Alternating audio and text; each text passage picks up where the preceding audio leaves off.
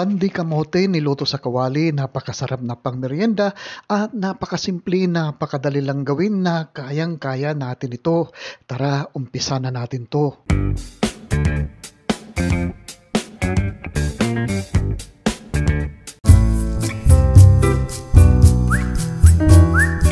Una po sa lahat ay gagawin muna natin ang ating breadcrumbs. Ito po ay tira-tirang pandesal at pagkatapos ay hiwain lang natin ng maninipis para mas mabilis natin matosta. Itutosta lang natin ang ating pandesal gamit ang ating oven toaster o kaya oven at pagkatapos ay ganito na po, malutong na po ang ating pandesal at gigilingin po natin ito gamit ang food processor po natin. At para naman sa ating kamote, ito po ay 1/4 kilograms na kamote. Ilalaga lang po natin ito at pagkatapos ay babalatan po natin ito. At maya-maya ay dudurugin po natin ng pinong-pino ang ating kamote.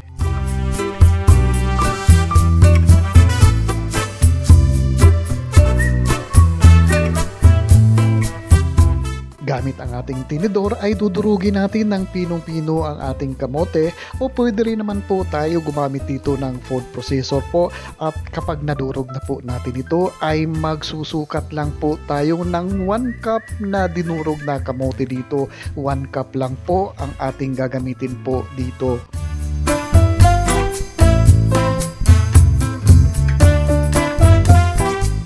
Tulad ng sabi ko kanina ay susukatin natin ang ating idadagdag na kamote dito. 1 cup lang po ang ating gagamitin para dito sa ating tinapay.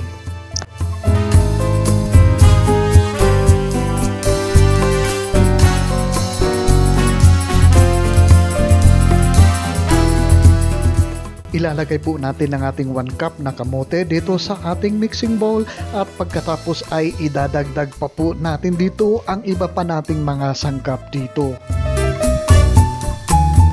1/4 cup na sugar at saka 1/2 teaspoon na fine salt. Idagdag din natin dito ang 1/2 cup na evaporated milk at pagkatapos po ay mag-crack po tayo ng isang large na itlog po dito.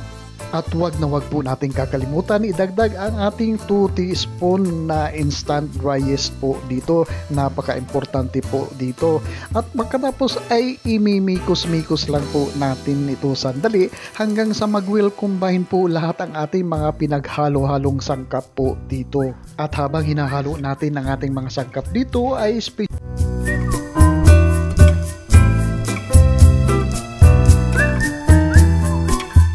at saka si Michelangelo Pahit ng Davao del Norte. Maraming salamat po sa patuloy niyong pagsubaybay at pagtangkilik sa aking mga video recipe dito. Ngayon naman ay bubuhos na natin ang ating mixture dito sa ating 4 cups na all-purpose flour. Sifted po ang 4 cups na all-purpose flour na ginamit natin dito at mga 1/2 kilogram po ito. At imikos-mikos lang natin ito, ihalo natin ng maigi hanggang sa maging crumbly po ang ating mixture po dito.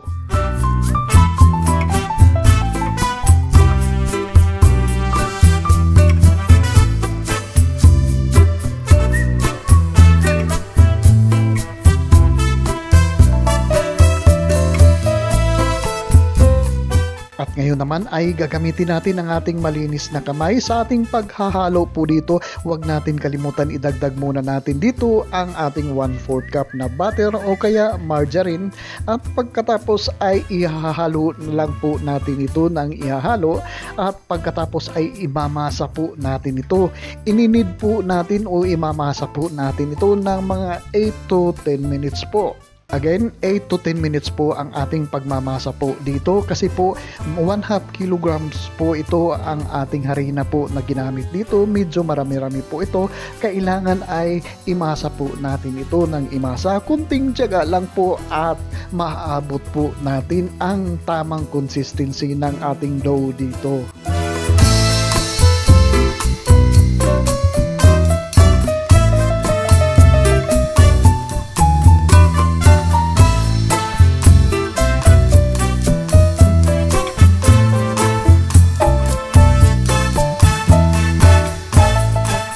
Guys, kung ngayon lang po kayo nagawi dito sa Dan's Food Park, mangyari po lamang na paki-subscribe po ang aking channel. Paki-click lang po ang subscribe button sa baba at pati na rin ang notification bell para palagi po tayong updated sa mga susunod kong video uploads.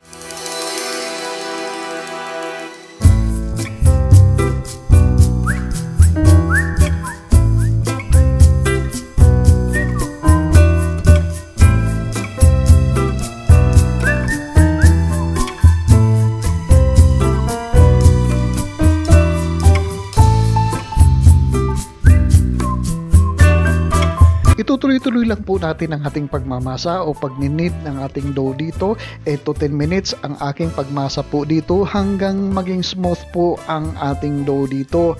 At habang minamasa natin po ito, at kung meron po kayong mga comments or kung meron po kayong mga request na recipe, paki-post lang po sa comment section sa baba at sisikapin natin na tugunan ito.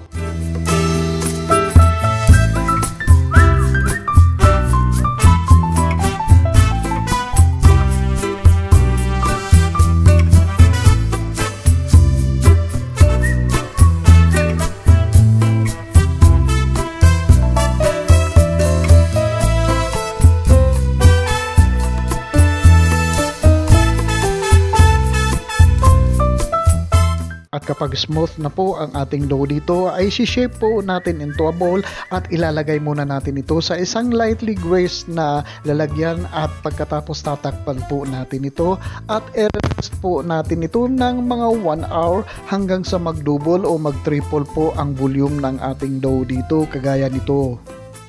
Ipapunch lang po natin ang ating pinaalsa na dough dito para ma-release po ang air po dito at pagkatapos ay i-shape uli natin ito into a bowl at pagkatapos ay i-flatten natin ito ng bahagya. Bago po natin ito budburan ng ating breadcrumbs po dito, i-flatten lang natin muna ito ng bahagya at bubudburan po natin ng ating breadcrumbs po dito bago po natin ilagay sa ating kawali maya-maya.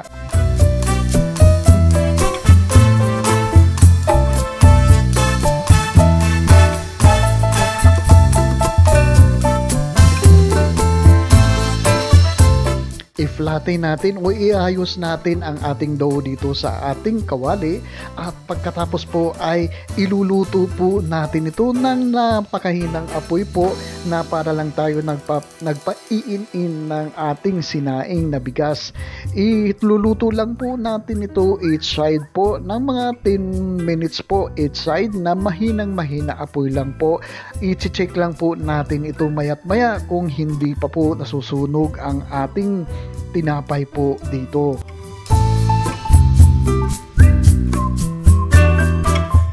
At kapag sa tingin natin ay okay na ang kabilang side po, ay i-flip lang po natin at iluluto din po natin ang ating kabila po dito. At mahinang-mahinang apoy lang po para lutong-luto po ang ating tinapay po dito at hindi po sunog.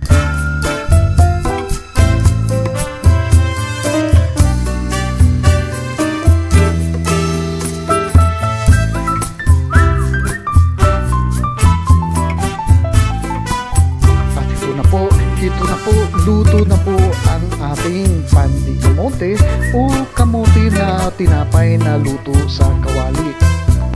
Kahit napakasimple lang po ito ay napakasarap po ito. Certified Rapsa po talaga ang recipe na ito. Try nyo po.